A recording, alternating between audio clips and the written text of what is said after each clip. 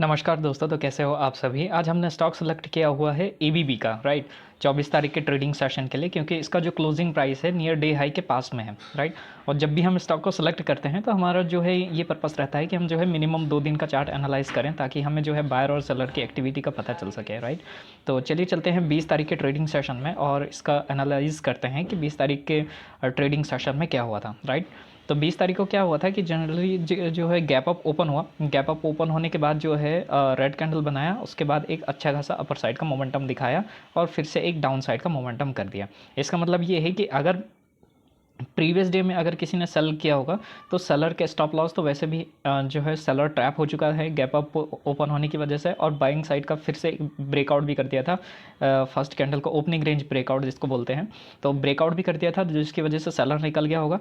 और जो बायर होगा उसने बाय भी किया होगा तो उसकी पोजीशन लॉस में आ गई, राइट। क्लोजिंग प्राइस को होल्ड करते हुए यहाँ से सपोर्ट लेकर एक अच्छी खासी बाइंग की पोजीशंस यहाँ पे बनी, राइट। तो यहाँ पर अगर क्लोजिंग प्राइस की बात करें 20 तारीख के जो ट्रेडिंग सेशन में जो क्लोजिंग प्राइस है वहाँ पर क्या हुआ कि किसी भी तरह की कोई पोजीशन बनी नहीं थी, राइट। कि यहाँ पे जिसने बाय किया था वो बहुत धीरे धीरे स्लो मोशन में बाय कर रहा है, राइट। और बहुत ही अलर्ट मोड में बाय कर रहा है, क्योंकि मार्केट जो है स्विंग्स में जा रहा है, राइट। स्विंग्स में जब भी मार्केट चलता है तो बायर या सेलर जो है बहुत अलर्ट मोड में रहते हैं, वो कहीं पर भी अपनी पोजीशन काट सकते हैं, राइट। तो यहाँ पर जो बायर अवेलेबल था डाउन साइड में, सेलर को तो निकाल दिया था मार्केट में। अब लास्ट बचा कौन? बायर। बायर जो है 12 बजे जो है एक्टिव हुआ था, उसके बाद अगले दिन के लिए उसने होल्ड भी किया होगा, क्योंकि उससे कुछ अच्छा खासा बेनिफिट नहीं मिला, कुछ टारगेट मिला नहीं, साइडवेज की तरह स्टॉक ने बिहेव किया, राइट। अब क्या हुआ कि जो 23 तारीख का ट्रेडिंग सेशन है उसमें क्या हुआ कि मार्केट गैप अप ओपन हुआ स्लाइटली और अपर साइड में मोमेंटम कर दिया और डाउन साइड भी मोमेंटम कर दिया। क्लोजिंग प्राइस के पास में जो छोटा सा स्विंग बना था उसका भी ब्रेक डाउन करने लगा। तो मे बी इस दिन का जो सेलर होगा, सेलर तो ट्रैप हो चुका है, निकल चुका है, राइट। और जो बायर था, बायर जो है ये जो लास्ट में जो क्लोजिंग प्राइस के पास में जो स्विंग बना हुआ था उसका ब्रेक डाउन जब किया तो ये बायर भी ज़्यादा एक्यूमुलेशन नहीं था, तो ये बायर भी मे भी निकल गया होगा, राइट। इस तरीके से हम देखें तो 20 तारीख का जो ट्रेडिंग सेशन का जो चार्ट है वो हमारे किसी काम का नहीं है। तो 20 तारीख के ट्रेडिंग सेशन के चार्ट को देखकर हम किसी भी तरह की पोजीशन नहीं बनाएंगे। अब हम चलते हैं 23 तारीख के ट्रेडिंग सेशन में, राइट। अपर साइड ओपन हुआ, उसके बाद डाउन साइड का मोमेंटम किया, राइट। अगर किसी ने बाई या सेल भी किया होगा तो उससे कुछ ज़्यादा बेनिफिट नहीं मिला। अब 12 बजे क्या हुआ कि कंसोलिडेशन पीरियड में चला गया, उसके बाद फिर यहाँ पर क्या हुआ, एक अपर साइड का मोमेंटम हुआ, वो भी एक अच्छी खासी कैंडल के साथ में ब्रेकआउट हुआ।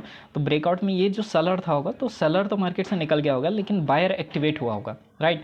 और फिर से अगेन मार्केट जो है डाउन साइड आया, मतलब जो ब्रेकआउट हुआ था उसका रिटेस्ट मार्केट ने किया, तो यहाँ पे अगेन फिर से बायर्स एक्टिवेट हुए होंगे, राइट। और किसी ने अगर ब्रेकआउट पे बाय किया होगा तो टारगेट जो है, जो ये लास्ट स्विंग हाई दिख रहा था वहाँ पे किसी ने प्रॉफिट बुक भी किया होगा या किसी ने अपनी पोजीशन एग्जिट भी की होगी, राइट। या फिर रेजिस्टेंस से सेलिंग, रेजिस्टेंस से यदि प्राइस रिजेक्शन लेने लगता है तो वहाँ सेलिंग साइड की पोजीशंस बनने लगती हैं।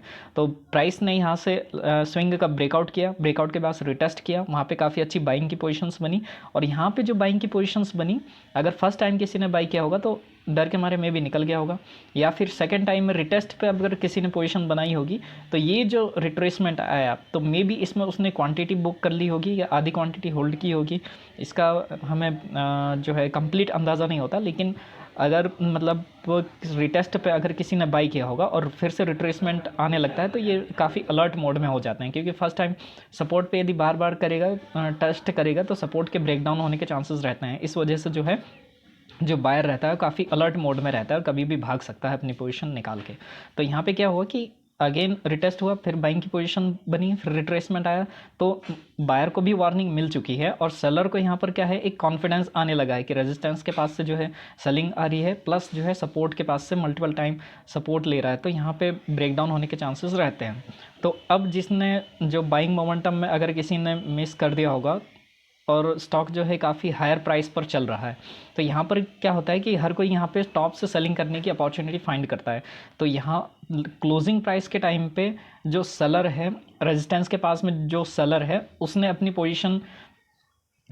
पोजीशन जो है एक्टिवेट की होगी, रेजिस्टेंस के पास से रिजेक्शन लेने लगा, तो मे बी बायर ने आधी क्वांटिटी प्रॉफिट बुक की होगी और आधी होल्ड की होगी, और सेलर ने ट्राई किया होगा कि यहाँ पे जो है कुछ पोजीशंस यहाँ पे बना लें करके। तो इस तरीके से बायर और सेलर की पोजीशंस बनी हुई हैं। तो अब हम देख लेते हैं बाय सेलर के जो स्टॉप लॉस हैं वो डे हाई के अबव रखा हुआ है, और जो बायर के स्टॉप लॉस हैं वो कहाँ पे हैं, जहाँ पे ये सर्कल बने हुए हैं, राइट। जहाँ पे ये सर्कल बना हुआ है यहाँ पे जो है बायर्स के स्टॉप लॉस अवेलेबल हैं, लेकिन ये जो बायर है काफ़ी स्विंग्स में चल रहा है, तो ये काफ़ी अलर्ट मोड में रहेगा, कहीं से भी भाग सकता है अपनी पोजीशन को कट करके, राइट। तो जो क्लोजिंग प्राइस है वहाँ पर बायर और सेलर दोनों के ही स्टॉप लॉस अवेलेबल हैं, और जहाँ पे ये सर्कल हुए हैं वहाँ पे बायर और सेलर के स्टॉप लॉस अवेलेबल हैं। तो हमें इनको देखकर मार्केट में जो है पोजीशन बनाना है। तो हम पोजीशन कैसे बनाएंगे, लाइव मार्केट में चार्ट को ऑब्जर्व करना पड़ेगा कि प्राइस एक्शन किस तरीके का बन रहा है। अब सपोज़ कुछ ज़्यादा ही गैप अप या गैप डाउन हो जाता है, तो उस कंडीशन में भी हमें आने वाले चार्ट को फॉलो करना पड़ेगा। प्लस या फर्स्ट कैंडल में कुछ ज़्यादा ही बाइंग या सेलिंग का दिखा देता है, उस कंडीशन में भी हमें आने वाले चार्ट को फॉलो करना पड़ेगा कि लेटेस्ट जो इंट्राडे में पोजीशंस क्रिएट कर रहे हैं वो कहाँ पर क्रिएट हो रही हैं, ताकि उनके स्टॉप लॉस को हम हंट कर सकें, राइट। तो ये था एबीबी स्टॉक का अपडेट 24 तारीख के ट्रेडिंग सेशन के लिए। तो आई होप कि आपको क्लियर हुआ होगा कि किस किस तरह की पोजीशंस यहाँ पे बनी हुई हैं, और उसके अकॉर्डिंग आप लाइव मार्केट में पोजीशंस बना सकते हैं, राइट। तो ये था आज का अपडेट, बाकी मिलते हैं नेक्स्ट वीडियो में। Okay, thank you.